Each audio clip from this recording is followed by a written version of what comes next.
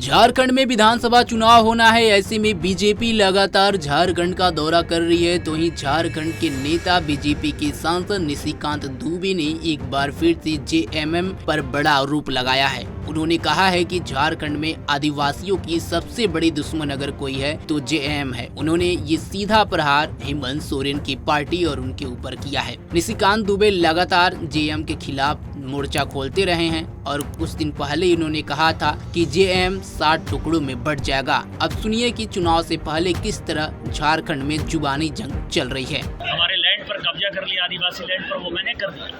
पाकुड़ में आदिवासी लड़कों के साथ मारपीट किया, वो हमने कर दिया। महेशपुर में जो है जमीन लूटने की कोशिश हुई, हमने कर दिया। तारानगर इलामी में जो है हिंदू भाग रहे हैं, वो हमने कर दिया। गोपीचक में जो है गाय काट कर जो है मारपीट दंगा करवाया, मालदा मुर्शिदाबाद के लोगों ने आकर, हमने किया।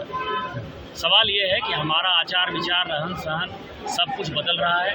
आदिवासी खतरे में है क्योंकि जनरल पॉपुलेशन नहीं घट रहा है, आदिवासी पॉपुलेशन घट रहा है, डिलिमिटेशन नहीं हुआ है। और इसके आधार पर यदि वो सांप्रदायिक कहते हैं तो मुझे स्वीकार है। लेकिन कल मैं पाकुड़ जा रहा हूँ और पाकुड़ में जो चारों घटनाएं हैं, चारों घटनाओं के जो विक्टिम हैं, उन सबों से मैं मिलने के लिए जाऊँगा। कौन सी बात चुभ गई है सर?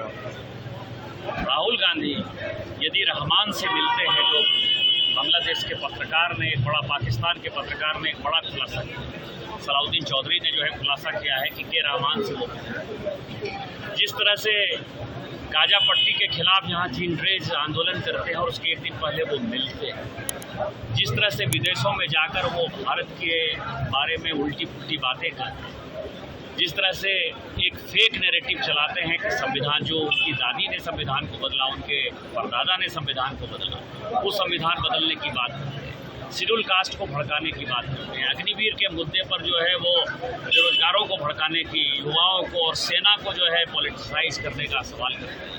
और हिडनबर्ग रिपोर्ट और इस तरह की रिपोर्ट जो कि भारत के पूरे इकोनॉमी को दास-नास करने वाली है, जिस तरह के फेक नैरेटिव चलाते हैं, इस कारण से राहुल गांधी जी निशाने पर हैं। और इस संविधान की रक्षा करने के लिए चाहे जिस किसी को भी निशाने पर लेना पड़े, मैं लूँगा। बस सदन तो समाप्त हो गया। मैंने कहा ना कि जहाँ जहाँ पंचायतों में आदिवासियों के लिए वो सुरक्षित था और जो आदिवासी वहाँ के मुखिया हैं, पंचायत समिति के सदस्य हैं, जिला परिषद के सदस्य हैं और जिनके पति मुसलमान हैं, जिन गांवों में जमाई टोला बन गया है, उन सभी गांवों का अब यहाँ से लेके लगातार इस 5 साल तक मैं दौरा करने वाला हूँ और इसकी अलख जगाने वाला हूँ।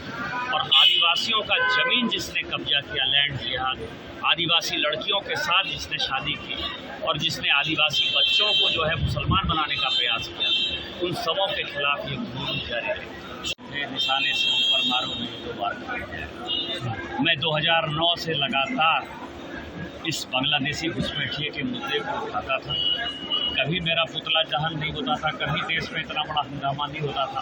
मैंने एक बड़ी रेखा की कि मालदा, मुर्शिदाबाद, दिनाजपुर, बीरभूम, इधर अररिया, किशनगंज, कटिहार, पूर्णिया और हमारे सरकार की 6 जिले, पाकुड़, साहबगंज, गोड्डा, देवघर, दुमका और जामताड़ा को मिलाकर आप जो है बनाइए एक केंद्र शासित प्रदेश बनाइए। तो लोगों को लगा कि ये अब राज्य टूटने वाला है, तो बंगाल वाले मेरा विरोध कर रहे हैं, बिहार वाले विरोध कर रहे हैं, झारखंड वाले विरोध कर रहे हैं। केंद्र शासित प्रदेश बनेगा नहीं बनेगा ये भविष्य तय करेगा। लेकिन मुझे जो देश में बताना था कि बांग्लादेशी एक बड़ा मुद्दा है, आदिवासियों की संख्या घट रही है, उसमें मैं सक्सेसफुल हो गया। आज मेरे ऊपर सभी चर्चा हो रही है। राज्य बचाने की यदि बात हो रही तो राज्य तब बचेगा ना जब आदिवासी बचेगा। आदिवासी बचा लो, राज्य क्यों टूटे?